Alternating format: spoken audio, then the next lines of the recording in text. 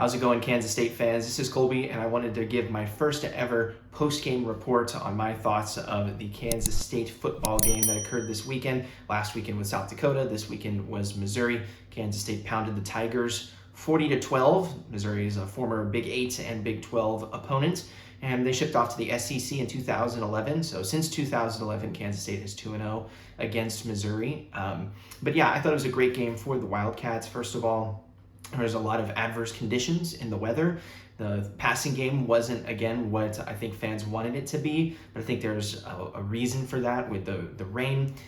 Adrian Martinez talked about it in his post-game, so did Colin Klein, so did Chris Kleiman. Everybody was talking about it. They were dropping quotes about how we wanted to be able to throw the ball, and Adrian Martinez looked really sharp in the first quarter throwing the ball, but then the rain started, gripping the ball was hard, making deep passes was hard, the ball was heavier because it was getting pushed down by the rain. So yeah, there's a lot of factors that went into Kansas State's passing game, but Kansas State's running game, yet again, absolutely dominant in another dominant performance. Deuce Vaughn had more rushing yards, 145, than all of Missouri in their running did combined.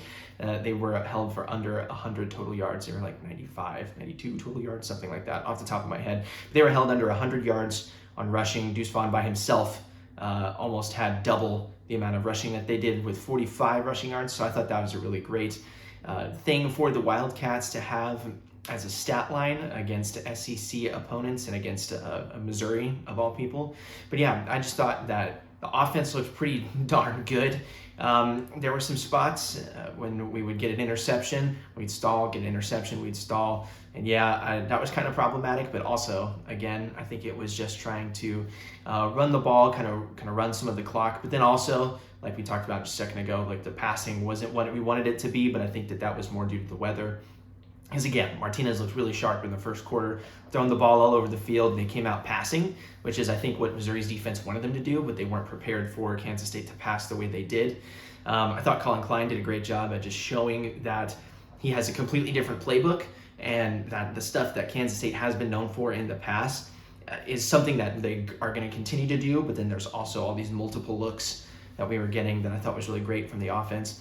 Defense looked absolutely fantastic. 4 picks on 4 straight series. That was huge. It's hard to slight a team when you are able to force 4 turnovers back to back to back to back to back.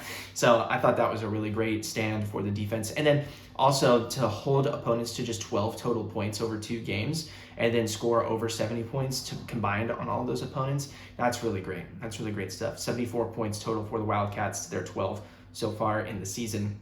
The 3-3-5 defense is looking really sharp for Kansas State. Again, the defensive line looks nasty. Eli Huggins had a big game. Felix Anudike-Uzama had a big game. Khalid Duke was a little bit more quiet than I thought he would be, but then Nick Allen, Kobe Savage, Daniel Green, Sincere Mason, all of those guys picking off the balls, just having a really big game, being really stout. In the secondary, they let a couple of guys get by them, and Missouri tried to take some shots, but overthrew them or underthrew them for interceptions. So it was kind of a good thing that was happening, but the defensive line was also providing so much pressure that Cook was getting smacked around. He was getting hammered all throughout that first half.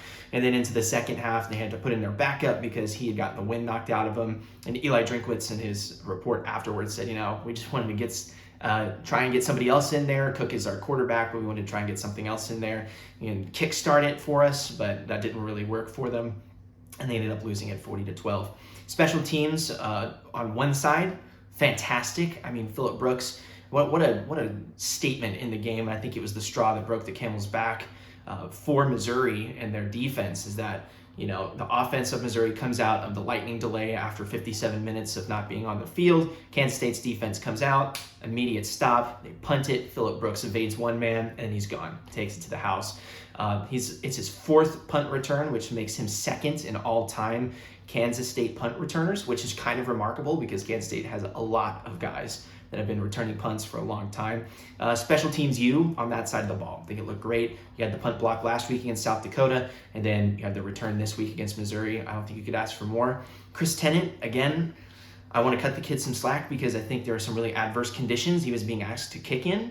But at the same time, it's really tough when you're missing PATs and field goals like that. You can't leave those kind of points on the board, similar to how the offense did. And again, I think that's more inclement weather kind of stuff. I think Chris Tennant, South Dakota, is nervous. He's like a sophomore, right? He was a true freshman last year. He's a sophomore, so I'm going to cut him some slack. And the coaching staff, Chris Kleiman, came out again, and he said, again, we believe in him. I think it's time to keep cutting him some slack. He's still our kicker. He has a cannon of a leg. He's a great kid. He works really hard. There's no reason to take this opportunity from him yet. So if that's what Chris Kleiman thinks, I'm going to stand behind that. But other than that, I thought the game was massively in favor of Kansas State. It was really funny to see all the Missouri fans, all the way up to Eli Drinkwitz himself, who had talked so much trash just over the last couple of weeks, really get silenced and sent home with their tail between their legs.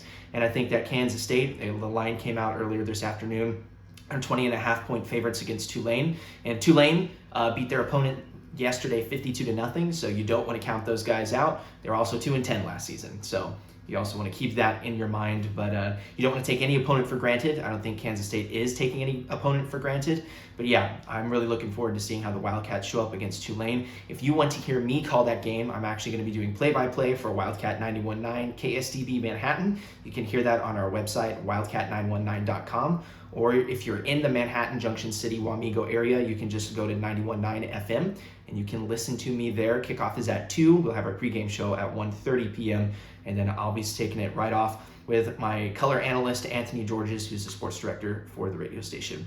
So again, thanks for tuning in. Hope that you enjoyed my post-game analysis. I think the Wildcats are going to be in a really great spot going into Norman 2 weeks from now.